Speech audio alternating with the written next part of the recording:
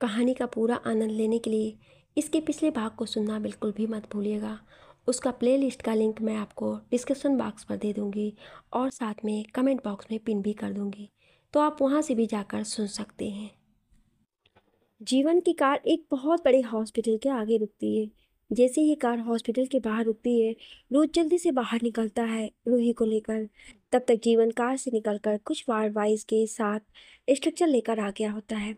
रोज जल्दी से रूही को स्ट्रक्चर पर लेटाता है और हॉस्पिटल के अंदर ले जाने लगता है। रोज रूही के हाथों को बहुत कस के पकड़ कर रखा होता है। रुद को वहां देख सभी नर्स और डॉक्टर अपने एक पैर पर खड़े होते हैं। तभी रुद एक डॉक्टर को देखते हुए कहता है, डॉक्टर प्लीज इसे बचा लीजिए, इसे कुछ भी नहीं होना चाहिए। यदि इसे कुछ हुआ तो मैं पूरे हॉस्पिटल को तबाह कर दूंगा। इसे कुछ नहीं होना चाहिए। रुद की आंखों में इतना गुस्सा देख सारे डॉक्टर डर जाते हैं और रूही को ओटी के अंदर ले जाते हुए कहते हैं, आई ट्राई। रूही का बहुत ज़्यादा ब्लड लॉस हो चुका था। रूही का पूरा कपड़ा ब्लड से भीग चुका होता है। डॉक्टर उसकी हालत देख बस यही कह सकते थे। डॉक्टर जैसे ही कहते हैं, आई ट्राई टू, तो रुद्र डॉक्टर का कॉलर पकड़ते हुए कहता है, ट्राई नहीं करना है, उसे बचाना है। यदि उसे कुछ हुआ तो आप भी जिंदा नहीं रहेंगे। रुद्र की धमकी से वो बहुत डर जाते हैं। वो लोग बेस्ट डॉक्टर मुंबई में जितने होते हैं उन सभी को वहां बुला लेते हैं रूही का इलाज के लिए, लेकिन उनसे भी रुद का मन नहीं भरता है। तो वो कॉल करके अमेरिका से भी कुछ डॉक्टर को बुला लेता है, लेकिन उन्हें आने में अभी कुछ वक्त लगेगा। कुछ देर में रूही के माँ और पापा भी आ जाते हैं, क्योंकि उन्हें जूही ने बुलाया होता है। और रूही की माँ बहुत ज़्यादा रो रही होती है और उनकी हार्ट बीट भी बहुत तेज थी। वो अपनी बेटी को अपनी आंखों के सामने ऐसे नहीं देख सकती थी। रूही के पापा रूही की माँ को संभाल रहे थे। रुद परेशानी में इधर से उधर चक्कर काट रहा होता है। उसके लिए ये एक एक पल बहुत मुश्किल था। तभी जीवन उसके पास आता है और उसके कांधों पे हाथ रख उसे शांत रहने का इशारा करता है। वो जीवन को गले लगा लेता है और जैसे वो खुद को शांत करने की कोशिश कर रहा हो, लेकिन फिर भी उसे शांति नहीं मिलती है। कुछ देर में डॉक्टर से बाहर आते हैं और वो रुद के सामने आते हुए कहते हैं, देखिए मिस्टर शेखावत, यदि आपके कांटेक्ट में है तो जल्द से जल्द आप ओ पॉजिटिव ब्लड की व्यवस्था कीजिए, क्योंकि उनके शरीर में बहुत ज़्यादा ब्लड लॉस हो चुका है।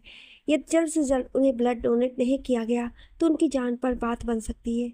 हमारे हॉस्पिटल में ओ पॉजिटिव ब्लड ग्रुप नहीं है, लेकिन फिर भी हमारे स्टाफ ब्लड की व्यवस्था करने में लगे हुए हैं। लेकिन शायद ही उन्हें ब्लड मिल पाए, क्योंकि अभी ब्लड कुछ दिनों से सप्लाई नहीं हो पा रहा है, जिसके कारण बड़े बड़े हॉस्पिटल और ब्लड बैंक में भी बहुत कम ब्लड बचे हैं। इसलिए आप भी पूरी कोशिश करें ताकि हम उनकी जान बचा सकें। रूद डॉक्टर की बात सुन 2 कदम पीछे हो जाता है। तभी जीवन उसे संभालता है। डॉक्टर की बातें सुन रूही के पापा आते हैं और कहते हैं, डॉक्टर आप मेरे सारे खून ले लीजिए, लेकिन मेरी बच्ची को जिंदा बचा लीजिए। डॉक्टर उनकी बातें सुनते कहते हैं, ओके, एक काम कीजिए, आप सभी अपना अपना ब्लड ग्रुप दे दीजिए। यदि मैच करेगा तो हम फिलहाल के लिए आपके ब्लड से ही काम चलाएंगे, लेकिन फिर भी इनका इतना ब्लड में काम नहीं होगा, क्योंकि उनके शरीर से बहुत ज़्यादा खून निकल चुका है। इसलिए हमें कम से कम 2 से 3 लोग चाहिए ताकि हम उन्हें सही मात्रा में ब्लड दे सकें। डॉक्टर की बातें सुनकर सभी डर जाते हैं। रुद अपने भाई को फ़ोन कर ओ पॉजिटिव ब्लड की व्यवस्था करने के लिए कहता है। साथ में वो अपने सारे वर्कर को भी कहता है, यदि वो अपना ब्लड डोनेट करेंगे तो रुद उन्हें इनाम के तौर पर 10 लाख रुपए देगा, जिनका ओ पॉजिटिव है। साथ में वहाँ सभी अपना अपना ब्लड चेक भी करा रहे होते हैं, क्योंकि अभी रूही को सबसे ज़्यादा ज़रूरत थी ब्लड की, इसलिए वो वेट नहीं कर सकते थे। इसलिए डोनेट करने वाले का आने का सभी का ब्लड चेक के लिए जा चुका होता है। कुछ देर में रिजल्ट भी आने वाला होता है। तभी मिस्टर मित्तल अपने मन में कहते हैं, किसी का मैच करे या ना करे, मुझे पूरा विश्वास है जूही का मैच जरूर करेगा, क्योंकि उन दोनों में एक ही इंसान का खून है और मेरी बच्ची की जान बच जाएगी। तब तक मुझे और ब्लड की व्यवस्था करनी चाहिए। मैं किसी भी हाल में रूही को कुछ नहीं होने दे सकता। वो मेरी बच्ची है, वो हमें इस तरह छोड़कर नहीं जा सकती है। और वो भी अपने सारे कॉन्टेक्ट से ब्लड की बात करने लगते हैं। सभी की ब्लड जांच की रिपोर्ट आ चुकी होती है। नर्स अपने हाथों में ब्लड जांच की रिपोर्ट लिए सभी को अपने पास बुलाती है। सभी नर्स के सामने आ जाते हैं। नर्स कहती है, जूही सिंघानिया कौन है? आप सभी में से तभी जूही आगे आते हुए कहती है, मेरा नाम जूही है। जूही को अपने सामने देखना नर्स जूही से कहती है, आप प्लीज़ हमारे साथ जल्दी से चलिए। आपका ब्लड पेशेंट के ब्लड से मैच किया है, इसलिए हम देरी नहीं करना चाहते हैं। जूही एक नज़र सबको देखती है और फिर नर्स के साथ चली जाती है। जूही के अंदर जाते ही रूही की माँ अपने हाथों को जोड़ते हुए कहती है, हे भगवान, मेरे बच्चे को बचा लेना। उसे कुछ नहीं होना चाहिए, मेरी ज़िंदगी है, प्लीज़ उसे कुछ मत होने देना। मैं मेरी बच्ची के बिना कभी नहीं जी पाऊँगी, प्लीज़। और वो वहीं ऑपरेशन रूम के बाहर बैठी रोने लगती हैं। रूथ बहुत बेचैन हो रहा होता है। रूही के धड़कनों के साथ साथ रूथ की भी धड़कन अपनी जवाब दे रही होती है। एक पल के लिए तो जैसे उसकी धड़कन रुक सी गई थी।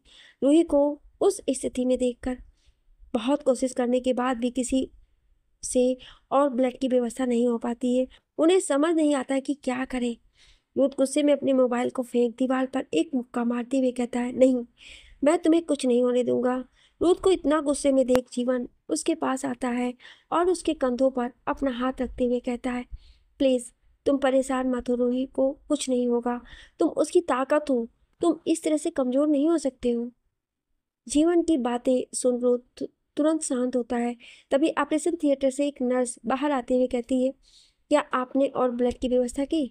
इट्स अर्जेंट, हमें जितनी ब्लड मिलनी चाहिए थी उतनी नहीं हो पाई है।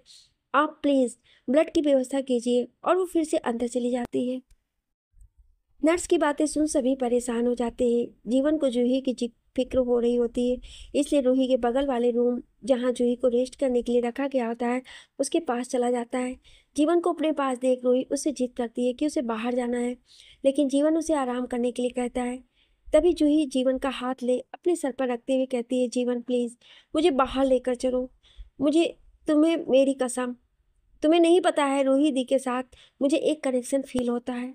यदि उन्हें कुछ हो गया तो मैं खुद को माफ़ नहीं कर पाऊंगी, क्योंकि मेरे कारण ही आज वो वहाँ है। यदि मैंने उसे फाइट किया होता तो शायद उनका किडनैप ना होता और वो आज इस स्टेज पर नहीं होती। प्लीज़ जीवन मुझे बाहर ले चलो। और उसकी आंखों से आंसू निकलने लगते हैं। जूही को इस तरह से इमोशनल होता देख जीवन उसे गले लगाते हुए कहता है, ओके ठीक है, मैं तुम्हें लेकर चलता हूँ। और वो जूही को अपने बाहों में उठाकर बाहर लेकर जाता है और ऑपरेशन थिएटर के बाहर रखे सोफे पर उसे बैठा देता है। जूही कुछ नहीं कहती, वो बस ऑपरेशन थिएटर को ही देख रही होती है। तभी वहाँ रूथ के भैया भाभी आते हैं। रूथ अपने भैया को देखकर एक उम्मीद भरी नज़रों से उन्हें देखता है, लेकिन जब उसका भाई नामे सिरिलाता है तो वो 2 कदम पीछे हो जाता है। उसे ऐसा लगने लगता है कि वो रूही को खो देगा। तभी नैना उसके पास आती है और उसे संभालते हुए कहती है, रूथ तुम चिंता मत करो, हमने मुंबई के सारे ब्लड बैंक में बात की है, हमें ब्लड जरूर मिलेगी और हम रूही को जरूर बचा लेंगे। रूही को कुछ नहीं होगा, प्लीज़ रूथ तुम शांत रहो। रूथ अपनी भाभी को गले लगा लेता है। रूथ के लिए उसकी भाभी माँ से कम नहीं थी और इस वक्त रूथ को एक माँ की प्यार की सख्त ज़रूरत है, जो नैना ने आकर पूरी कर दी थी। वो नैना की मजबूरी में खुद को बिखरने दे रहा होता है। नैना प्यार से उसके सर पर थपकी दे रही होती है। 2 बूंद रूथ के आंखों से आंसू भी गिर जाते हैं। तभी वो नैना को कस के गले लगाते हुए कहता है, भाभी आई लव हर, मैं उसे नहीं खोना चाहता, प्लीज़ उसे बचा लो। मैं उसके बिना नहीं जीना चाहता। मुझे नहीं पता, जब से मैंने उसे देखा वो मेरी ज़िंदगी बन गई है। प्लीज़ उसे कुछ नहीं होना चाहिए, मैं उसके बिना मर जाऊंगा। रूथ को इस तरह बिखरता देख नैना उसके सर पर प्यार से हाथ रखकर कहती है, रूथ उसे कुछ नहीं होगा। जिसके पास इतना प्यार करने वाला कोई हो, उसे कुछ हो ही नहीं सकता है। देखना, भगवान जी को भी हारना होगा, वो हमारी रूही को हमारे पास वापस भेज देंगे। तुम चिंता मत करो, उसे कुछ नहीं होगा। अपनी भाभी की बात मान रुद्र अपने आंसू पोंछता है और वहां से उठकर बाहर चला जाता है। सभी रूही के लिए परेशान हो रहे होते हैं और उसके लिए प्रे भी कर रहे होते हैं। कुछ वक्त बाद रूही के पिता मिस्टर मित्तल भी वहां आ जाते हैं। रूही की माँ उन्हें उम्मीद भरी नजरों से देखती है, लेकिन उनका सर नीचे देखकर समझ जाती है कि वो भी ब्लड का इंतजाम ना कर सके। वो उठती है और मिस्टर मित्तल की कॉलर पकड़ के कहती है, मुझे मेरी बच्ची सही सलामत चाहिए, उसे कुछ नहीं होना चाहिए। प्लीज़ आप कुछ भी करिए, लेकिन उसे बचा लीजिए। यदि उसे कुछ हुआ तो मैं भी मर जाऊंगी। उनकी बातें सुन मिस्टर मित्तल उन्हें गले लगाते हुए कहते हैं, रूही को कुछ नहीं होगा, मुझे जो भी करना पड़े मैं कर लूँगा। लेकिन हमारी रूही को कुछ नहीं होगा। रूही बिल्कुल ठीक होगी, पहले जैसी। इसके लिए मुझे जो करना होगा मैं करूँगा। रुद्र वहाँ से निकलकर सीधा वहाँ जाता है जहाँ उसके आदमियों ने रोहन को रखा था। रोहन किसी अंधेरे कमरे में चेयर से बंधा पड़ा होता है और उसके सर से होठों से खून निकल रहा होता है और उसके हाथ और पैरों में भी जगह जगह से खून निकल रहा होता है। रुद्र रोहन को गुस्से में देखता है और जाकर सीधे उसके चेहरे पर एक मुक्का मारता है, जिससे रोहन चेयर सहित नीचे गिर जाता है। हालांकि उसमें सांसें पहले से भी बहुत कम बची होती हैं, क्योंकि रुद्र के आदमियों ने उसे बहुत मारा होता है। तभी रुद्र उसका गर्दन पकड़ अपने घुटनों पर बैठते हुए उसे कहता है, तूने बहुत बड़ी गलती कर दी है मेरी रूही पर हमला करके। तुझे पता नहीं है कि अब तेरी जिंदगी खत्म होने वाली है। आज तक जिसने भी रुद्र शेखावत से उलझने की कोशिश की है, उसे सिर्फ मौत मिली है, और तुमने तो मेरी जान को ही नुकसान पहुंचाने की कोशिश की है। तुझे मैं कैसे छोड़ सकता हूँ। और फिर वो अपने आदमी को कुछ इशारा करता है, जिसे वो समझकर रुद्र के हाथों में एक गन को रख देते हैं, जिसे देख रुद्र एक इस्माइल के साथ कहता है, तूने एक साथ मेरी रूही पर कितनी गोली चलाई थी ना। वो अभी हॉस्पिटल में जिंदगी और मौत के बीच पड़ी हुई है, लेकिन तू चिंता मत कर। मैं तुझे जिंदगी और मौत के बीच में नहीं रहने दूंगा। मैं तुझे सीधा नर्क पहुंचा दूंगा। और वो एक साथ गोली पूरी की पूरी रोहन के सीने में उतार देता है। बंदूक वहां पे फेंक अपने आदमियों को साफ सुथरा करने को कहता है और हॉस्पिटल चला जाता है। रोज जब तक हॉस्पिटल पहुंचता है, वहाँ का माहौल काफ़ी ज़्यादा ख़राब हो जाता है। सभी ब्लड ब्लड के इंतज़ाम में लगे होते हैं, लेकिन किसी को कुछ नहीं मिलता है। तभी रुद्र जूही के पास जाकर अपने घुटनों पर बैठ हाथ जोड़ते हुए कहता है, जूही प्लीज़, मैं जानता हूँ मैं अभी स्वार्थी हो रहा हूँ, लेकिन मुझे पता है कि तुम रूही को बचा सकती हो। क्या तुम और अपना खून रूही को डोनेट नहीं कर सकती हो। जिसे सुन जूही रुद्र का हाथ पकड़ते हुए कहती है, आई एम सॉरी, बट मैं कुछ नहीं कर सकती हूँ। मैंने डॉक्टर से कहा, मगर डॉक्टर ने मना कर दिया। मैं भी रूही दी को इस हालत में नहीं देख सकती हूँ, लेकिन मैं कुछ नहीं कर सकती हूँ। रुद्र और जूही बात कर रहे होते तभी जीवन के सेल फोन पर किसी का कॉल आता है। जीवन अनजान नंबर देख हैरान हो जाता है, लेकिन उसे लगता है शायद ब्लड डोनेट करने वाला कहूँ, इसलिए वो रिसीव करता है। वो जैसे ही रिसीव करता है, सामने वाले व्यक्ति की आवाज़ सुन हैरान हो जाता है। तभी वो कहता है, अंकल, हम हॉस्पिटल में। हॉस्पिटल सुन सामने वाला व्यक्ति डर जाता है और वो जीवन से कहता है, जीवन, जूही ठीक तो है ना। मेरा दिल बहुत घबरा रहा था, मेरी बच्ची ठीक तो है ना। जिसे सुनकर जीवन कहता है, अंकल आप चिंता ना करें, जूही बिल्कुल ठीक है।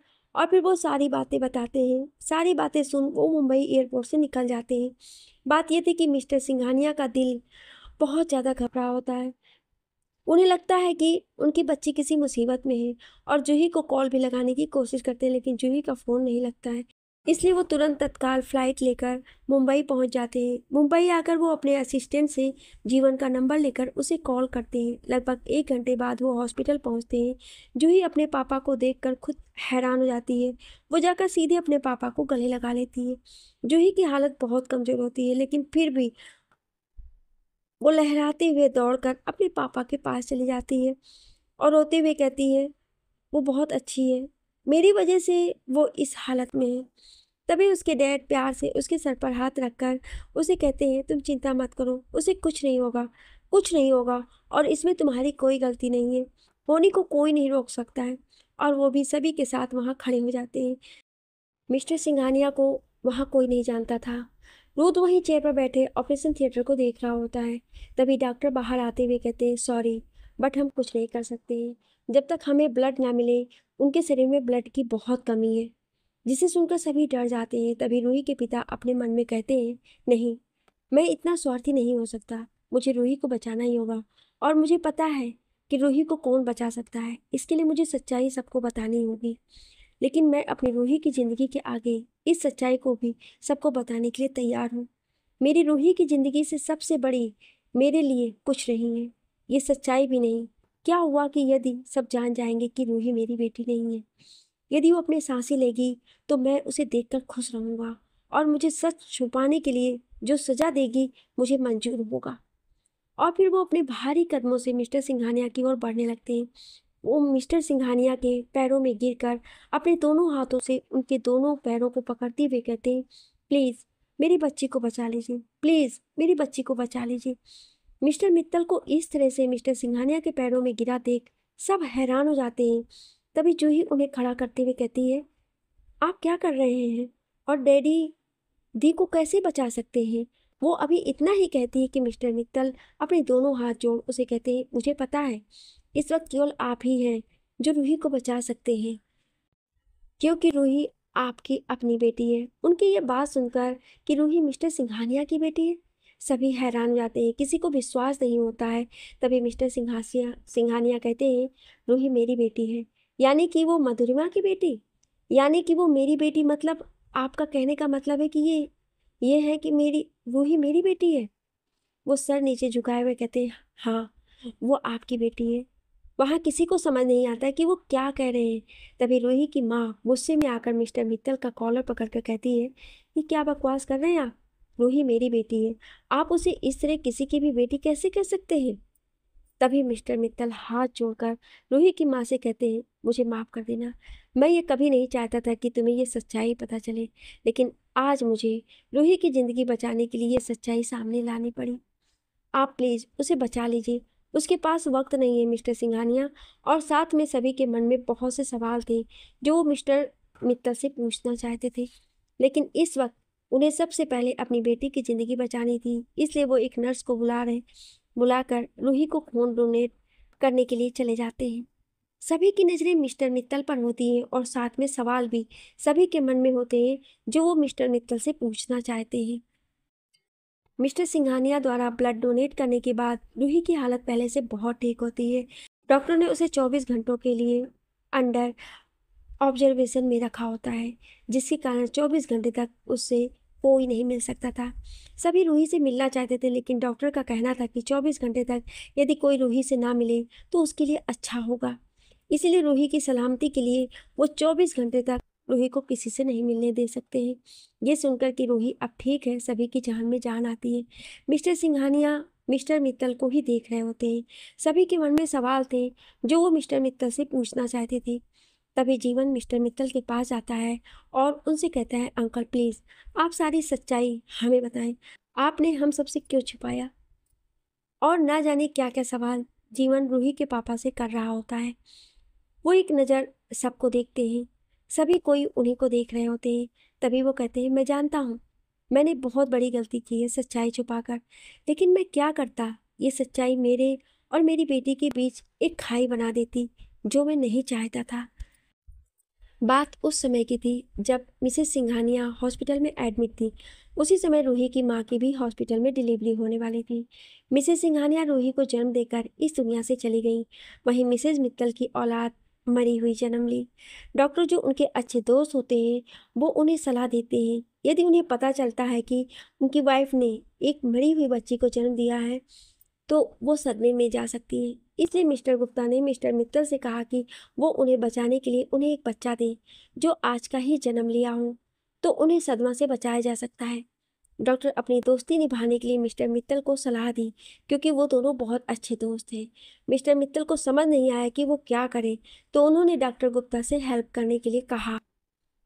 सिंघानिया की बच्ची को अपने दोस्त के हाथों में दे दिया। मिस्टर मित्तल ने उस बच्ची को एक नज़र देखा और जाकर अपनी वाइफ की गोद में दे दिया, बिना सोचे कि इस बच्ची का कोई अपना होगा जो उसका इंतजार कर रहा होगा।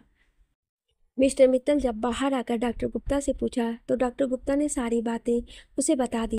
तो मिस्टर मित्तल ने सोचा कि वो सिंघानिया से बात करेंगे। वो उनसे बात करने के लिए आए, उनके रूम में गए, लेकिन मिस्टर सिंघानिया मिसेस सिंघानिया को लेकर वहाँ से जा चुके होते हैं। उन्होंने एक दो बार सिंघानिया को खोजने की कोशिश की, लेकिन उनके बारे में कुछ पता लगा नहीं पाए। उस दिन वो सोच लेते हैं कि अब किसी को नहीं पता चलेगा कि रूही उनकी बेटी नहीं है। उस समय के बाद से उन्होंने रूही को अपनी बेटी से भी ज़्यादा प्यार दिया। उन्हें कभी एहसास नहीं हुआ कि रूही उनकी बेटी नहीं है। लेकिन उस दिन जब जूही रूही की माँ से बात कर रही थी तो उन्हें पता चला कि जूही जिसे खोज रही है वो रूही है। वो सच नहीं बताना चाहते थे, वो अपनी बेटी को कभी नहीं खोना चाहते थे, लेकिन आज रूही की ज़िंदगी बचाने के लिए उन्हें ये सच सबको बताना पड़ा। सभी हैरान होते हैं, किसी को विश्वास नहीं होता है कि इस सच के पीछे इतना बड़ा कारण होगा। कोई मिस्टर मित्तल को भी गलत नहीं कह सकता था, क्योंकि प्रेजेंट टाइम जो उन्हें सही लगा उन्होंने वही किया। हर कोई किसी अपने को खोना नहीं चाहता है, और जो दर्द में उस वक्त मिस्टर सिंघानिया थे, शायद वो रूही को पाल भी नहीं सकते थे। उस वक्त रूही को एक माँ की प्यार की ज़रूरत थी, जो उस समय मिसेज मित्तल ने दिया। किसी को समझ नहीं आ रहा होता कि कौन क्या कहे। तभी मिसेज मित्तल कहती हैं, आपने इतना बड़ा धोखा दिया। मुझे रूही मेरी बेटी नहीं है। नहीं, वो मेरी ही बेटी है, वो मेरी बेटी है। वो इतना ही कहती हैं और बेहोश होकर गिर जाती हैं। सभी घबरा जाते हैं। वो तुरंत डॉक्टर को बुलाते हैं और उन्हें भी एडमिट करते हैं। उन्हें यही तो डर था और आज उनका ये डर सबके सामने था। डॉक्टर उनको चेक कर रहे होते हैं, सभी बाहर खड़े थे। तभी मिस्टर मित्तल हाथ जोड़कर सबसे कहते हैं, बस यही कारण था कि मैंने ये सब सबसे छुपाया। मैं नहीं चाहता था कि रूही की माँ के जीवन में ये दिन भी आए, इसलिए मैंने ये सच्चाई सबसे छुपाई। हो सके तो मुझे माफ़ कर देना। मैं अपनी पत्नी की ज़िंदगी के बारे में सोचकर स्वार्थी हो गया था। मुझे माफ़ कर देना, जिसके कारण मैंने एक बाप से उसकी बेटी को अलग कर दिया। हो सके तो मुझे माफ़ कर देना, मगर प्लीज़ रूही को हमसे अलग मत करना। रूही की माँ की ज़िंदगी रूही में ही बसती है। यदि आपने उन्हें रूही से अलग किया तो वो मर जाएगी। रूही वो कारण है जिसकी वजह से हम अपनी ज़िंदगी जीना चाहते हैं। यदि रूही हमसे दूर गई तो हम जी नहीं पाएंगे। प्लीज़ हमें रूही से अलग मत करना। वो इतना कहे वहीं बैठ कर रोने लगते। आखिर वो एक पिता ही तो थे, जो ना जाने अपनी बच्ची को ना मरते देख सकते थे, ना ही खुद से दूर जाते देख सकते थे। वो इस समय पूरी तरह से टूट चुके थे।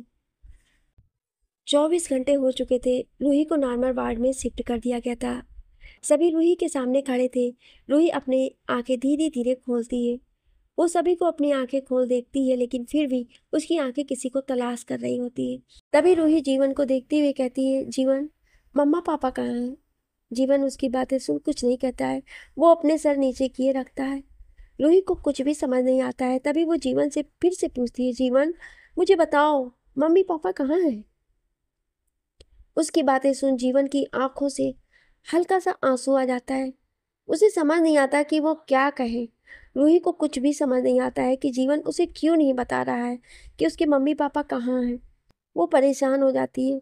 तभी रुद्र उसके पास जाकर बैठ जाता है और प्यार से उसके सर पर हाथ रखते हुए कहता है, रूही, परेशान मत हो, तुम्हारे मम्मी पापा बिल्कुल ठीक है। तुम्हारी हालत देख तुम्हारी मम्मी कुछ ज़्यादा ही हेडेक ले लिया था, जिसके कारण उन्हें थोड़े से आराम की ज़रूरत थी। वो बगल वाले रूम में आराम कर रही हैं। जैसे ही उठेंगी सबसे पहले तुमसे मिलने आएंगी। रुद्र एक ही सांस में अपनी सारी बातें रूही को कह देता है। रूही को एहसास हो जाता है कि जरूर रूही की यह हालत देख उसकी मम्मी की तबीयत बिगड़ गई है।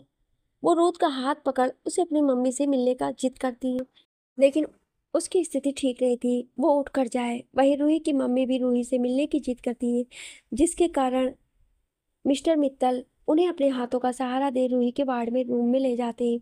जैसे ही रूही की माँ आती है, उनकी नज़र सीधे रूही पर ही हो जाती है।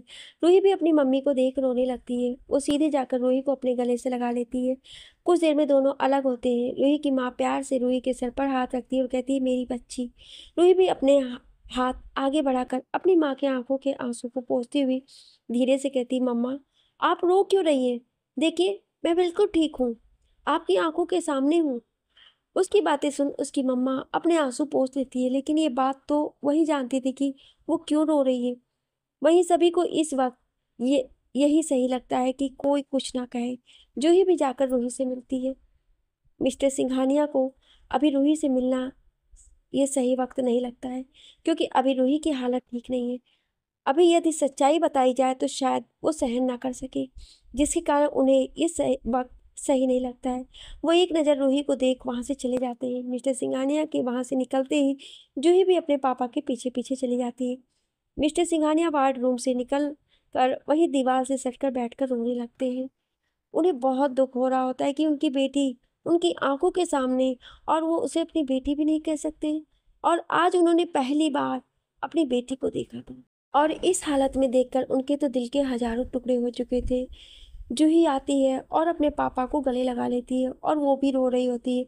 जब से उसे पता चला था कि रूही उसकी अपनी बहन है, उसे वो पल बार बार याद आ रहे थे जब वो रूही के साथ रहती थी और उसे कुछ अपना सा एहसास होता है। वो भी अपने पापा को गले लगाए खूब रोने लगती है। दोनों बाप बेटी एक दूसरे को गले लगाए रोने लगते हैं। वो इस वक्त अपने आप को सबसे ज़्यादा मजबूर महसूस कर रहे होते हैं, क्योंकि वो किसी अपने को अपना कह नहीं सकते थे। कुछ देर बाद मिस्टर सिंघानिया चुप होते हैं और वो जूही को खुद से अलग करते हुए उसके भी आंसू पोंछते हुए कहते हैं, नहीं बच्चे, रोते नहीं है। जो होता है सही के लिए होता है। यदि आज रूही हॉस्पिटल में नहीं पहुंचती तो शायद कभी हमें पता नहीं चलता कि रूही हमारी बच्ची है, वो हमारी अपनी है। अपने पापा की बातें सुन जूही फिर से रोने लगती है और कहती है, डैडी, आज दी यहाँ मेरे कारण है। मैं उन्हें सेफ नहीं कर पाई, मुझे माफ़ कर दीजिए। मैं आपकी अच्छी बेटी नहीं बन पाई। मैंने आपसे वादा किया था कि मैं दी को आपके पास लेकर आऊँगी, और आज मेरे कारण ही दी आपसे हमेशा हमेशा के लिए अलग हो सकती थी। डैड प्लीज़ मुझे माफ़ कर दीजिए, सब मेरी गलती है। और वो फिर से रोने लगती है। तभी मिस्टर सिंघानिया उसे चुप कराते हैं और उसे कहते हैं कि वो खुद को ब्लेम करना छोड़ दें, क्योंकि इसमें उसकी कोई गलती नहीं थी। वो किसी तरह जूही को संभालते हैं और फिर से जूही को लेकर रूम के अंदर चले जाते हैं। 3 दिन बीत चुका होता है रूही का हॉस्पिटल में। इन 3 दिनों में सभी ने रूही का खूब ख्याल रखा था। मिसेस मित्तल तो रूही को छोड़ने का नाम ही नहीं ले रही थी। वो 1 मिनट के लिए भी रूही को नहीं छोड़ती थी। रूही को उसकी माँ का व्यवहार थोड़ा सा चेंज दिख रहा था, लेकिन उसे लगता है कि शायद वो रूही का ये हाल देखकर ऐसा कर रही है। वहीं मिस्टर मित्तल रूही से नज़रें तक नहीं मिला पा रहे होते। वो जितना हो सके रूही की नज़रों के सामने कम आते थे। 2-3 दिनों में रूही ने एक चीज़ नोटिस किया था, मिस्टर सिंघानिया को। मिस्टर सिंघानिया हर वक्त हॉस्पिटल में ही रहते थे, चाहे वो वार्ड रूम में हो या बाहर। रूही के मन में उनके लिए बहुत से सवाल हैं, जैसे वो कौन है, वो यहाँ क्यों है, वो तो रूही को जानते भी नहीं है, फिर रूही के कारण वो 3 दिनों से हॉस्पिटल में क्यों है। लेकिन इन सभी सवालों के जवाब शायद उसे नहीं मालूम थी। आज रूही को डिस्चार्ज मिलने वाला था, इसलिए वो खुश थी। वो हॉस्पिटल में रह रहकर बोर हो चुकी थी। रूही की माँ को समझाकर सभी ने घर भेजा होता है। वो घर भी इसलिए जाती है ताकि रूही के आने की तैयारियां कर सके। मिस्टर सिंघानिया के मन में भी कुछ बातें चल रही थी। रूही के भी मन में कुछ बातें थीं जो मिस्टर सिंघानिया और मिस्टर मित्तल से करना चाहते थे। सारा प्रोसेस कर सभी हॉस्पिटल से घर जा चुके थे। हॉस्पिटल में केवल रुद्र और रूही होते हैं। रुद्र रूही को अपने बाहों में उठाता है और कार में लेकर जाकर बैठ देता है और खुद ड्राइविंग सीट पर बैठ कर पहले रूही की सीट बेल्ट को लगाता है, फिर खुद का सीट बेल्ट लगाकर गाड़ी को स्टार्ट कर देता है। गाड़ी में खुद कुछ देर शांति छाई रहती है। फिर रूही रुद्र की ओर देखकर कहती है, रुद्र, आप मुझसे नाराज हैं क्या? आप मुझसे क्यों बात नहीं कर रहे हैं? मैंने 3 दिन से नोटिस किया है आप मुझसे नाराज हैं। क्यों? प्लीज़ मुझे बताइए ना, आप मुझसे बातें क्यों नहीं कर रहे हैं? आपकी चुप्पी मुझे डरा रही है। रुद्र प्लीज़ कुछ तो कहिए, कुछ कहिए ना। रुद्र इसी तरह वो रुद्र को कह रही थी, लेकिन फिर भी रुद्र उसका कोई जवाब नहीं देता है। तो रूही रुद्र का हाथ पकड़ गाड़ी को रोक देती है। गाड़ी साइड होने के कारण कोई दिक्कत नहीं होती और रुक जाती है। वहीं फिर से रुद्र को झकझोरते हुए कहती है, रुद्र प्लीज़ आप मुझसे बात करिए ना। रुद्र प्लीज़ आप चुप क्यों हैं? मुझे बहुत डर लग रहा है। रुद्र कुछ तो कहिए, आपकी चुप्पी मैं बर्दाश्त नहीं कर सकती हूँ। रुद्र कुछ तो कहिए। लेकिन रुद्र कुछ नहीं कहता है। रूही की आंखों से आंसू आ रहे होते हैं। वो अपने आंखों के आंसू पोंछते हुए कहती है, रुद्र कुछ तो कहिए, आप क्यों मुझसे नाराज हैं? तभी रुद्र गुस्से से रूही के दोनों बाहों को पकड़ते हुए कहता है, क्यों? क्यों तुमने सारी गोली अपने ऊपर तुमने ली? क्यों? एक बार भी सोचा कि यदि तुम्हें कुछ हो जाता तो मैं कैसे जीता? तुम जब हॉस्पिटल में थी तो मैं तिल तिल कर मर रहा था। तुम तो अंदर बेहोश पड़ी थी, लेकिन बाहर हर पल मेरी जान जा रही थी। तुमने एक बार भी नहीं सोचा कि यदि तुम्हें कुछ हो जाएगा तो मैं या तुम्हारे माँ पापा तुम्हारे बिना कैसे जिएंगे? बस तुमने सारी गोलियां अपने ऊपर ले ली। क्यों किया तुमने? यदि तुम्हें कुछ हो जाता तो हम कैसे जीते? तुमने एक बार भी नहीं सोचा। रुद्र की बातें सुन रूही रोने लगती है। उसे पता तो था कि रुद्र उसे प्यार करता है, लेकिन इतना वो नहीं जानती थी। और कब रुद्र से इतना प्यार करने लगी कि उसके लिए जान को भी देने को तैयार थी, उसे पता ही नहीं चला। प्यार होता भी एक ऐसा एहसास है जो कब हो जाता है किसी को पता नहीं चलता, लेकिन जब होता है तो वो अपनी ज़िंदगी की हर खुशी उसे देने के लिए तैयार होता है। तो उसकी जान क्या बड़ी चीज़ होती है उसकी ज़िंदगी के सामने। रुद्र अपना गुस्सा निकाल शांत हो जाता है और अपने गुस्से को कंट्रोल करते हुए रूही को छोड़ देता है। रुद्र के इस तरह से पकड़ने से रूही को बहुत दर्द होने लगता है। वो धीरे से अपने सीट बेल्ट को खोलती है और हल्का सा खिसक कर रुद्र की गोद में बैठकर उसे अपने गले से लगा लेती है। कुछ पल तो वो पहले रोती है, फिर अपने आंसू को पोंछते हुए कहती है, रुद्र मैं जानती हूँ कि आपने ये दिन कैसे निकाले होंगे। जब उसने आप पर गोली चलाई थी तो मेरा भी यही हाल था। मैं कभी सपने में भी ये नहीं सोच सकती थी कि आप मुझसे अलग हो। उस वक्त मुझे जो सही लगा मैंने किया। मैं अपनी आंखों के सामने आपको कुछ होते हुए नहीं देख सकती हूँ। जिस तरह आप अभी मुझसे नाराज़ हैं क्योंकि मैंने वो गोली अपने ऊपर ली, ठीक उसी तरह यदि आपको कुछ हो जाता उस दिन तो मैं अपने आप को कभी माफ़ नहीं कर पाती, क्योंकि उसने गोली चलाई थी तो मेरे कारण ही। रोज मैं आपसे बहुत बहुत ज़्यादा प्यार करती हूँ और मैं आपको खोना नहीं चाहती, इसलिए किया मैंने ये सब। प्लीज़ रोज मुझे माफ़ कर दीजिए। लेकिन मैं जानती हूँ यदि आप मेरी जगह रहते तो आप भी यही करते, और ये आपके प्यार की तो ताकत थी कि मैं अभी बिल्कुल ठीक हूँ। रूही की बात सुनने के बाद रुद्र भी उसे अपने बाहों में घेर लेता है। उसने ये दिन कैसे निकाले थे ये वही समझ सकता था। उसका दर्द कोई नहीं समझ सकता था। रूही ने उसके दर्द को कम तो कर दिया था अपने प्यार से, लेकिन जब भी उसे वो दिन याद आते हैं तो किस तरह रूही उससे धीरे धीरे दूर जा रही थी उसे बेचैन कर जाता है। कुछ देर उसी तरह रहने के बाद रुद से वो हल्का सा अलग होते हुए अपने आंसू पोंछती है और रुद के होठों पर हल्का सा किस कर देती है ताकि रुद का गुस्सा खत्म हो जाए। और होता भी ऐसा ही है। उसका गुस्सा रूही के एक किस से ही छू मंतर हो जाता है। उसका प्यार हर दर्द पर मरहम लगा जाता है जो इन कुछ दिनों में रूथ ने सहा था। फिर रूथ आराम से रूही को उसकी सीट पर बैठाता है और सीट बेल्ट लगाकर कार स्टार्ट कर देता है और वो लोग वहां से निकल जाते हैं।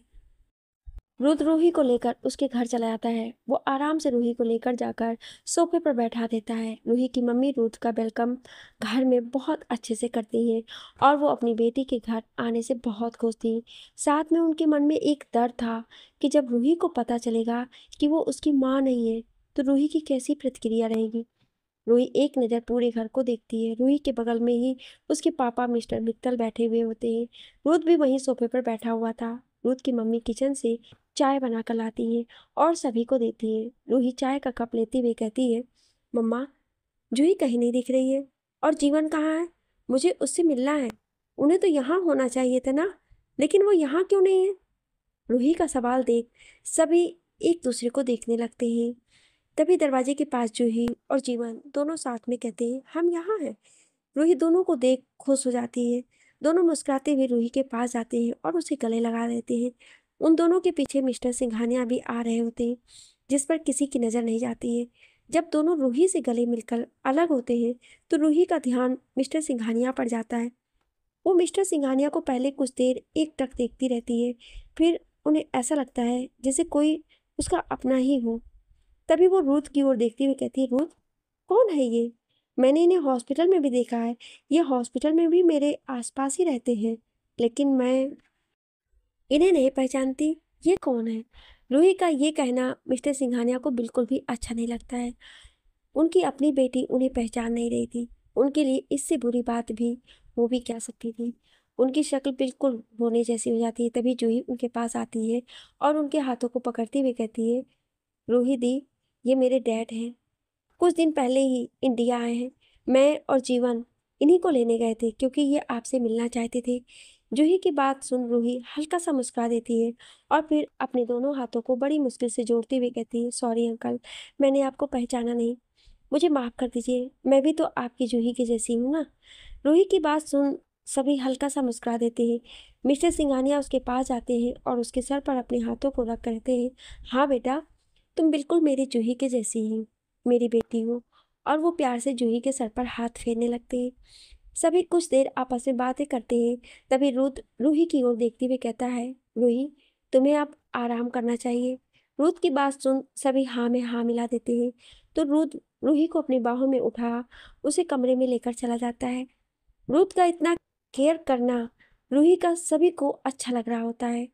मिस्टर मित्तल दोनों को जाते हुए देखकर कहते हैं, जानता हूँ कि यह आपका अधिकार है, लेकिन रूही के लिए रूथ बहुत अच्छा है। प्लीज़ उन्हें अलग मत कीजिएगा। मेरी रूही को रूथ से ज़्यादा कोई प्यार नहीं कर सकता है। रूही जैसे ही ठीक हो जाएगी, मैं उसे सारी सच्चाई खुद बता दूंगा। आपको इसकी टेंशन लेने की ज़रूरत नहीं है। रूही आपको अपना पिता जरूर मानेगी। मिस्टर मित्तल की बात सुन जूही जाकर उनके पैरों में बैठकर उनके दोनों हाथों को पकड़ते हुए कहती है, अंकल, आपको इस तरह बार बार माफ़ी मांगने की ज़रूरत नहीं है। इसमें आपकी कोई गलती नहीं है। हालातों के आगे कभी कभी इंसान मजबूर हो जाते हैं। उसी मजबूरी में आपने ये किया। हमें आपसे कोई शिकायत नहीं है। और क्या हम रूही दी के खातिर इन सभी बातों को भूलकर एक नए तरीके से एक हैप्पी फैमिली की तरह नई ज़िंदगी की शुरुआत नहीं कर सकते हैं? जूही का इतना कहना ही मिस्टर मित्तल को सुकून दे जाता है। वो प्यार से जूही के सर पर हाथ रखते हुए कहते हैं, बेटा, तुमने तो मेरे सर के सारे बोझ को ही ख़त्म कर दिया, लेकिन फिर भी मुझे आज भी पछतावा है कि मैंने अपने स्वार्थ के कारण एक पिता से उसकी बेटी को अलग कर दिया। मिस्टर मित्तल इतना ही कहते हैं कि तभी मिस्टर सिंघानिया उनसे कहते हैं, आपकी गिल्ट फील करने की कोई ज़रूरत नहीं है। जो होता है अच्छे के लिए होता है। शायद रूही को आप नहीं लेकर जाते तो मुझे जूही के रूप में एक और बेटी कभी नहीं मिलती। इसलिए पिछली बातों को भूल जाइए और एक नई ज़िंदगी की शुरुआत कीजिए। रूही जैसे ही ठीक हो जाएगी, हम सभी मिलकर उसे सच्चाई बता देंगे और हमें आपके परवरिश पर पूरा भरोसा है कि वो आपकी मजबूरी को ज़रूर समझेगी। सभी इसी तरह बातें कर रहे होते हैं। वहीं ऊपर कमरे में रूथ रूही को आराम से बेड पर लिटाकर उसे आराम करने के लिए कहता है और वो वहाँ से निकलने लगता है। तभी रूही रूथ का हाथ पकड़ खुद के ऊपर खींच लेती है। रूथ डायरेक्ट रूही के ऊपर गिरता है, लेकिन वो अपने भार को रूही के शरीर पर नहीं आने देता है। वो अपने हाथ से बेड पर होल्ड कर लेता है। वो गुस्से से रूही को देखते हुए कहता है, रूही, क्या बचकानी हरकत है। यदि अभी मैं तुम्हारे ऊपर गिर जाता तो तुम्हें पता है तुम्हें कितनी चोट लग जाती। तभी रूही अपने दोनों हाथों को रूथ की गर्दन में समेटते हुए कहती है, मुझे पूरा विश्वास था आप मुझे चोट नहीं देते। रूथ, क्या आप अभी भी मुझसे नाराज हैं? रूही की बात सुन रूथ हल्का सा मुस्कुराता है और वो रूही के सर पर किस करके उसे कहता है, नहीं, मैं तुमसे नाराज नहीं हूँ। वो मुझे आज ऑफिस में कुछ ज़्यादा ही काम है। पिछले कुछ दिनों से मैंने ऑफिस में कदम भी नहीं रखा है, इसलिए काम बहुत ज़्यादा बढ़ गया है। इसलिए सोचा कि कुछ काम कर लूँ। रूथ की बात सुन रूही हल्का सा मुस्कुराती है और वो अपने शरीर को हल्का सा ऊपर उठाते हुए रूथ के दोनों गालों पर किस कर उसे कहती है, रूथ प्लीज़, आप मुझसे नाराज मत होइएगा। आप जब मुझसे नाराज होते हैं तो मुझे ऐसा लगता है कि मेरी सारी दुनिया रूठ गई है। रूही की बात सुन रुद्र मुस्कुरा देता है और फिर से उसके सर पर किस कर उसे आराम करने के लिए कहता है और वो वहाँ से चला जाता है, क्योंकि उसे वाकई में बहुत ज़्यादा काम करना था। कुछ दिनों में उसने अपने ऑफिस के एक भी काम को नहीं देखा था, जिसके कारण उसका ऑफिस अभी उसके स्टाफ के भरोसे ही चल रहा था। कुछ दिन इसी तरह बीत जाते हैं। सब कुछ स्मूथली चल रहा होता है। रूही अब बिल्कुल ठीक हो चुकी होती है। आज रूथ ने उससे वादा किया था कि उसके घर आएगा फिर से शादी की बात करने के लिए, इसलिए रूही बहुत ज़्यादा खुश थी। वो बस खुशी से इंतज़ार कर रही होती है रूथ का। वो अपनी मम्मा को बताने के लिए अपने रूम से नीचे आ रही होती है कि रूथ आज घर आ रहा है। तभी वो वहाँ चल रही बातें सुनकर हैरान हो जाती है और उसकी आंखों से आंसू आने लगते हैं। मिस्टर मित्तल मिस्टर सिंघानिया का हाथ को पकड़ते हुए कहते हैं, रूही बिल्कुल ठीक हो चुकी है और रूही को सच जानने का टाइम आ गया है। हम आज ही बताएंगे रूही को कि रूही के असली पिता आप हैं और उसे सारी सच्चाई भी। मिस्टर सिंघानिया खुश हो जाते हैं और वो खुशी में मिस्टर मित्तल के हाथों को पकड़ते हुए कहते हैं, सच में क्या रूही मुझे अपना पिता स्वीकार करेगी? मुझे बहुत डर लग रहा है, यदि वो नहीं मानी तो। वो दोनों आपस में इसी तरह बातें कर रहे होते हैं। रूही उन दोनों की बातें सुन लेती। अचानक ही जूही की नज़र रूही पर चली जाती है। वो अपनी आंखें बड़ी करके रूही को देख रही होती है। तभी वो कहती है, रूही दी। उसके मुंह से सिर्फ इतना ही निकलता है। वहाँ सभी शौक होकर रूही को देख रहे होते हैं। वहीं रूही अपने आंखों के आंसू को पोंछते हुए और वापस से अपने कमरे में चली जाती है और अंदर से दरवाज़ा लॉक करके वहीं बैठकर रोने लगती है। बहुत देर तक उसी तरह वहाँ बैठी रोती रहती है। वहीं नीचे जब सभी ये देखते हैं कि रूही ने सब कुछ सुन लिया है तो उन्हें बहुत टेंशन होने लगती है कि रूही क्या कहेगी, कहीं वो गुस्से में कुछ कर ना दे। सभी को बहुत ज़्यादा टेंशन हो रही थी। वो लोग भी उसके पीछे पीछे ऊपर आते हैं। रूही के दरवाज़ा बंद करने के कारण सभी बाहर से आवाज़ लगा रहे होते हैं, जिसके कारण कोई भी अंदर नहीं आ जा पा रहे होते हैं। वहीं अंदर में रूही वहाँ से उठती है और अपने बेड के नीचे बैठकर वहाँ रखे टेबल से अपने मम्मी पापा की तस्वीर को अपने हाथों में लेते हुए कहती है, नहीं, ऐसा नहीं हो सकता। मेरे मम्मी पापा तो आप हो ना, मॉम डैड। ये झूठ है, ऐसा हो ही नहीं सकता है। मेरे मम्मी पापा केवल आप हो, ऐसा हो ही नहीं सकता है। तो क्यों कहा आपने कि मैं आपकी बेटी नहीं हूँ? आप बहुत बुरे हो। वो इसी तरह अपने पापा की तस्वीर को गले लगाए हुए वहीं बैठे रोते रोते उसी तरह सो जाती है। कुछ देर तक जब रूही की आवाज़ भी नहीं आती है तो सभी परेशान हो जाते हैं। तभी वहाँ जीवन और रुद्र एक साथ आते हैं। वहाँ का माहौल देख रुद्र डर जाता है। तभी उसे जूही सब कुछ बता देती है। जूही की बात सुन रुद्र गिर जाता है। कहीं रूही को इस चीज़ का सदमा ना लगा हो, वो यही सोचने लगता है। एक दो बार वो रूही को आवाज़ देता है, लेकिन जब रूही दरवाज़ा नहीं खोलती है तो वो दरवाजे को तो तोड़ कर अंदर चला जाता है और अंदर का नज़ारा देख राहत का सांस लेता है। रूही अपनी गोद में एक तस्वीर को पकड़े हुए वहाँ उसी तरह सो रही होती है। रुद्र रूही के पास जाता है और सबसे पहले उसके चेहरे को देखता है, जो रोने की वजह से काफ़ी लाल हो गए थे। वो रूही को अपनी गोद में उठाकर बेड पर लिटा देता है। रूही उस तस्वीर को छोड़ ही नहीं रही होती है। जीवन डॉक्टर को कॉल करता है। कुछ देर में डॉक्टर आते हैं। सभी वहाँ परेशानियों में खड़े होते हैं। डॉक्टर रूही का चेकअप करते हैं और मिस्टर मित्तल की ओर देखते हुए कहते हैं, घबराने की कोई बात नहीं है। उसे किसी बात का सदमा लग गया है, जिसके कारण ये थोड़ा सा इमोशनल हो गई है, लेकिन सब ठीक है। आप लोगों को ज़्यादा परेशान होने की ज़रूरत नहीं है। डॉक्टर की बात सुन सभी थोड़ा सा नॉर्मल होते हैं। डॉक्टर ने ये बात तो बिल्कुल सच कहा कि रूही इमोशनल हर्ट हुई थी। हर्ट हो भी क्यों ना, वो जिसे बचपन से अपना माँ बाप समझती थी, ये तो वो कहेंगे कि वो उसके पिता नहीं है, तो उसके इमोशनली हर्ट होना तो बनता ही है। जिस इंसान को बचपन से ही अपने जन्म देने वाला माँ बाप समझती है, वो कहे कि वो उसके माँ बाप नहीं है, तो उस पर क्या बीतेगी। हर्ट तो वो वाकई में हुई थी। इतना कहकर डॉक्टर वहाँ से चले जाते हैं। कुछ देर में रूही को होश आता है। तभी रूही के पास उसकी माँ बैठी। रूही अपनी माँ को गले लगाते हुए कहती है, मम्मा प्लीज़ कह दो कि ये सब झूठ है। पापा ने जो नीचे अंकल से कहा वो सब झूठ है। प्लीज़ कहो ना कि सब झूठ है। लेकिन रूही की मम्मा कुछ नहीं कहती। रूही अपनी मम्मा को हिलाते हुए कहती है, प्लीज़ कहो ना कि पापा ने जो कहा है सब झूठ है। तब उसकी मम्मा उसे खुद से अलग करती है और उससे कहती है, रूही ये सच है कि मैंने तुम्हें जन्म नहीं दिया, लेकिन उतना ही सच है कि तुम मेरी ही बेटी हो। मैंने तुम्हें अपना दूध पिलाया है, मैंने तुम्हें अपना खून से सींचा है। तुम्हारे जिस्म में भले ही मेरा खून ना दौड़ता हो, लेकिन तुम्हें पालने के लिए मैंने अपने खून के हर कतरे को बहाया है, इसलिए तुम मेरी ही बेटी हो। बेटा, क्या ज़रूरी है कि किसी भी बच्चे का माता पिता बनने के लिए उस बच्चे को जन्म देना ज़रूरी है? नहीं, मैंने भले ही तुम्हें जन्म ना दिया हो, लेकिन तुम्हें इतना प्यार दिया जितना शायद कोई सगी माँ भी अपनी बच्ची को ना दे सके।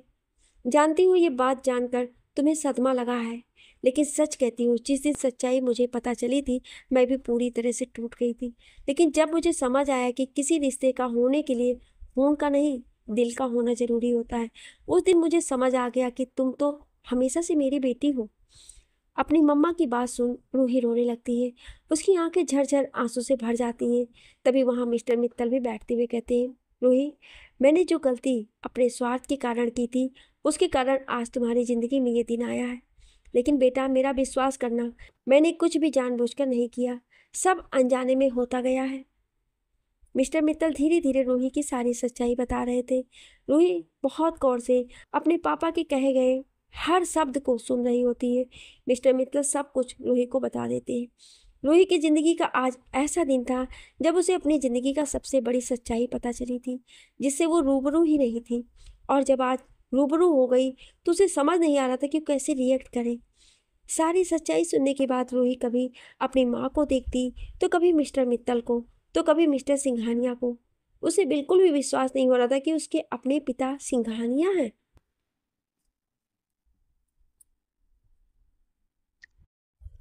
हालांकि जूही ने शुरुआत में उसे कहा था कि वो यहाँ अपनी बहन को खोजने आई है, क्यों खोज रही है ये भी बताया था, लेकिन उसे ये उम्मीद कभी नहीं थी कि उसकी वो बहन वही होगी। वो सभी को एक एक करके देख रही होती है। तभी रुद्र हाँ में अपने सिर को हिलाता है। रुद्र के हाँ कहने पे रूही अपने आंसू को पोंछती है और अपने बेड से उतरकर मिसेस सिंघानिया की ओर बढ़ने लगती है। रूही मिस्टर सिंघानिया के पास जाती है और उनके गले लगते हुए कहती है, डैड। रूही के मुंह से डैड सुनकर मिस्टर सिंघानिया रो देते हैं और वो भी रूही को अपने बाहों में भर लेते हैं। उन्हें इस दिन का बेसब्री से इंतजार था, या हम ये कह सकते हैं कि उन्होंने इस दिन का कब से इंतजार किया था, जब से उन्होंने ये जाना था कि उनकी एक और बेटी है जो जिंदा हो सकती है। वही रूही से मिलने के लिए हर पल तरसते रहते थे और आज उनका वो सपना भी पूरा हो गया। वो बहुत खुश थे। तभी जूही भी आकर उन दोनों को गले लगा लेती है। रूही जूही के गाल को छूकर प्यार से कहती, मुझे बहुत खुशी है कि तुम मेरी बहन हो। उसकी बात सुन जूही भी मुस्कुरा देती है। उन लोगों को देख सभी मुस्कुरा देते हैं। ये देख कर कि रूही ने मिस्टर सिंघानिया को एक्सेप्ट कर लिया। रूही मिस्टर सिंघानिया से अलग होती है और फिर वो अपनी मॉम डैड के पास जाते हुए उन्हें गले लगाती है और कहती है, भले ही आपने मुझे जन्म नहीं दिया, लेकिन मुझे इतना प्यार दिया है कि मेरे लिए हमेशा मेरे असली माँ पापा आप ही रहेंगे। भले ही मैं डैड का हक दे दूँ, लेकिन मेरे लिए आप लोग ही मेरे मॉम डैड रहेंगे। हाँ, अब मेरे पास एक और डैड होंगे। ये बहुत खुशी की बात है, लेकिन उससे आप दोनों के प्रति मेरा प्यार कभी कम नहीं होगा। रूही की बात सुन मिस्टर एंड मिसेस मित्तल मुस्कुरा देते हैं। उन्हें रूही से यही उम्मीद थी। आखिर उनकी परवरिश ही कुछ ऐसी ही थी। सभी कुछ देर इसी तरह बातें करते हैं। अब रूही के पास एक नहीं तीन तीन परिवार था। जूही का परिवार, रूही का खुद का परिवार और रूथ का भी परिवार। रूही के पास जीवन के रूप में एक भाई तो पहले से ही था और अब उसके पास एक बहन भी थी। एक महीने बाद आज पूरे मित्तल निवास को दुल्हन की तरह सजाया गया होता है, क्योंकि आज हमारी रूही की शादी जो होनी है। रूही अपने कमरे में दुल्हन बनकर अपने रुद्र का इंतजार कर रही होती है। तभी जूही उसे छेड़ते हुए कहती है, not bad, you are so gorgeous. देखना दी, जीजू आपको देखकर आप पर फिदा ही हो जाएंगे। उसकी बातों से रूही शर्मा देती है। वहीं नीचे पूरे गाजे बाजे के साथ रुद्र रूही के लिए बारात लेकर आ चुका होता है। जीवन बारातियों के साथ डांस कर रहा होता है। आखिर उसकी बेस्ट फ्रेंड और मुंह बोली बहन की जो शादी थी। मिस्टर और मिस मित्तल रुद्र को पूरे रीति रिवाजों के साथ अंदर लाते हैं। रुद्र मंडप में बैठा रूही का बेसब्री से इंतजार कर रहा होता है। तभी पंडित जी दुल्हन को बुलाने के लिए कहते हैं। दुल्हन को लाने के लिए खुद दुल्हन की माँ जाती है। वो तो रूही को दुल्हन के रूप में देख इमोशनल हो जाती हैं। उन्हें याद आ जाता है जब रूही उस दिन तैयार हुई थी और उसके साथ हुआ हादसा। उन्हें सब कुछ याद आ जाता है। वो जाकर रूही को अपने गले से लगा लेती हैं, फिर उससे अलग होते हुए कहती हैं, चलो बेटा, पंडित जी बुला रहे हैं। और वो रूही के दुपट्टे को उसके सर पर करती हैं और फिर एक साइड रूही की माँ और दूसरे साइड से जूही पकड़कर रूही को नीचे लेकर मंडप में बैठा देती हैं। रूही रूथ तो बस रूही को ही देखने के लिए तरस रहा होता है, लेकिन वो रूही का चेहरा भी नहीं देख पाता है, क्योंकि रूही की माँ ने उसका घूंघट उसके चेहरे तक कर दिया होता है। पूरे विधि विधान के साथ शादी हो रही होती है। तभी पंडित जी कहते हैं, कन्यादान के लिए वधू के माता पिता को बुलाया जाए। वधू के माता पिता को बुलाया जाए। पंडित जी जैसे ही कहते हैं, सभी एक दूसरे की शक्ल देखने लगते हैं। तभी मिस्टर सिंघानिया मिसेस मित्तल के पास जाते हुए कहते हैं, जाइए और अपना कर्तव्य पूरा कीजिए। रूही आपकी बेटी है और उसका कन्यादान करने का हक आपका ही है। उनकी बात सुनकर उनकी आंखों से आंसू आ जाते हैं और वो मुस्कुराते हुए उन्हें थैंक यू कहती हैं। वो मिस्टर मित्तल का हाथ पकड़ अपनी बेटी का कन्यादान करने चली जाती हैं। कन्यादान करते वक्त उनकी आंखों से आंसू बह रहे होते हैं। उन्हें उम्मीद नहीं थी कि मिस्टर सिंघानिया उन्हें ये हक देंगे, लेकिन जब मिस्टर सिंघानिया ने कहा तो वो जैसे सातवें आसमान पर चली गई हूँ। कुछ देर में पूरे विधि विधान के साथ उन दोनों की शादी हो जाती है। रुद्र ने रूही के साथ पूरे 7 फेरों के साथ 7 वचन भी दिया। अब आई वक्त विदाई की। विदाई के वक्त सभी इतने इमोशनल थे कि कुछ कहना ही नहीं। रूही की माँ तो बहुत ज़्यादा रो रही थी। वहीं रूही से दूर जाने के बारे में सोच भी नहीं सकती थी, लेकिन बेटियां होती ही हैं पराई, ये बात भी थी, जिसके कारण उन्हें अपना मन मारकर रूही की विदाई करना ही पड़ता है। रूही की विदाई हो जाती है और वो अपने ससुराल पहुंच जाती है। नैना भी पूरी रीति रिवाज के साथ रूही का गृह प्रवेश करती है। अंगूठी खोजने की रस्म रूही जीत जाती है क्योंकि रुद्र ने उसे जीतने दिया होता है। रूही को इतना खुश देखकर रुद्र भी खुश हो जाता है, लेकिन वो अभी भी रूही के चेहरे को देखने के लिए तरस रहा होता है। नैना उसे रुद्र के कमरे में ले जाती है और रूही को बेड पर बैठाकर उसका घूंघट उसी तरह छोड़कर कमरे से बाहर जाती है। रुद्र की कोई बहन नहीं थी उसे रोकने के लिए, इसलिए जीवन खुद दरवाजे के पास खड़ा हो रुद्र को अंदर नहीं जाने देता है। रुद्र उसे घूरने लगता है, तभी जीवन मुस्कुराते हुए कहता है, माफ करना भाई, लेकिन तेरी बहन, तेरा दोस्त, तेरा सब मैं ही हूँ। तो चल पैसे निकाल, तभी अंदर जाने को मिलेगा। उसकी बात सुन रुद्र हल्का सा मुस्कुरा देता है और उसे पैसों की गड्डी दे देता है। उसके पैसों की गड्डी जीवन वापस रुद्र को देते हुए कहता है, ये पैसे तू ही रख, मुझे सिर्फ मेरी रूही की खुशियाँ चाहिए। यदि मेरी रूही की खुशियाँ उससे दूर हुई तो याद रखना, मैं तुझे छोड़ूंगा नहीं। उसकी बात सुन रुद्र कहता है, ऐसा दिन कभी नहीं आएगा। उसकी बात सुन जीवन मुस्कुरा देता है और वो वहां से चला जाता है। रुद्र कमरे के अंदर जाता है और दरवाजा अंदर से लॉक कर रूही के पास जाकर बैठ जाता है। वो बहुत धीरे से रूही का घूंघट उठाता है और रूही को वो दुल्हन के जोड़े में देख बेकाबू सा होने लगता है। उसने रूही को उस दिन भी दुल्हन के जोड़े में देखा था, लेकिन वो दिन कुछ अलग ही था और आज का दिन अलग था। उस दिन रूही उससे दूर जा रही थी और आज रूही हमेशा हमेशा के लिए उसकी हो गई थी। वो रूही को सीधे गले लगा लेता है। रूही भी उसे अपनी बाहों में भर लेती है। आखिर उसने भी तो इस दिन का कितने दिनों से इंतजार किया था। दोनों एक दूसरे के बाहों में उसी तरह सिमटे हुए होते हैं। तभी बिना रूही को खुद से लगाए अलग किए रुद्र कहता है, रूही तुम खुश तो हो ना? उसकी बात सुन रूही कहती है, बहुत खुश। आपके आने के बाद से मेरी जिंदगी ही बदल गई है। एक बात कहूँ? उसकी बात सुन रुद्र उसे कहने को कहता है तो रूही उसके गाल पर किस कर उसे कहती है, I love you, I love you so much. Ruhi के मुंह से आई लव यू सुनकर तो रुद्र हद से ज्यादा खुश हो जाता है और वो रूही के होठों पर किस कर देता है। कुछ देर किस करने के बाद वो अलग होता है और रूही के सर पर किस करते हुए कहता है, आई लव यू टू। आज रुद्र ने खुलकर अपने प्यार का इजहार किया था और जताया भी था। दोनों बहुत खुश थे। सभी की जिंदगी इसी तरह आराम से चलने लगती है। 1 साल बाद जीवन की शादी जूही से हो जाती है। इस बार जूही ने खुद जीवन को प्रपोज किया था शादी के लिए। जीवन का तो कहना ही नहीं, वो कितना खुश था। उसे उम्मीद ही नहीं थी कि जूही कभी ऐसा भी कर सकती है। लेकिन कहते हैं ना, यदि दिल में प्यार हो तो चाह कर भी दूर नहीं रह सकते हैं। वही हाल जूही का था। प्यार तो वो भी जीवन से करती थी, लेकिन कभी कह नहीं पाई थी क्योंकि वो उसकी दोस्ती नहीं खोना चाहती थी। लेकिन जब उसे एहसास हो गया कि वो जीवन से दूर जाकर नहीं जी पाएगी, तो उसने खुद ही जीवन को शादी के लिए प्रपोज कर दिया। आज उन दोनों की भी शादी हो गई और वो दोनों भी अपनी अपनी लाइफ में खुशी से रहने लगे। सभी की जिंदगी इसी तरह आराम से चलने लगी। इसी के साथ ये कहानी यहीं पे समाप्त होती है। कहानी कैसी लगी कमेंट करके ज़रूर बताइएगा और ऐसी ही कहानियाँ सुनने के लिए हमारे चैनल को सब्सक्राइब जरूर करें। Thank you.